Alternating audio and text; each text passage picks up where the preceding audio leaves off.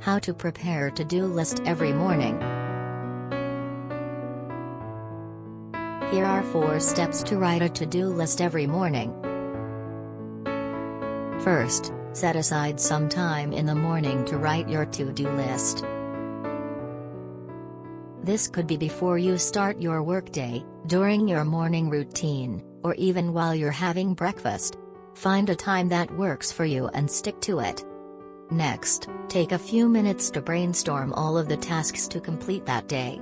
This could include work-related tasks, personal errands, or any other obligations you have. Write down everything that comes to mind, without worrying about organizing.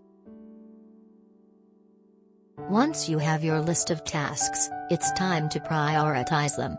Decide which tasks are the most important or urgent, and which ones can wait until later. You could use a numbering system or a color coding system to indicate the priority of each task. Finally, organize your list so that it makes sense for your day. You might group similar tasks together. Once you have your list organized, you're ready to start tackling your tasks for the day.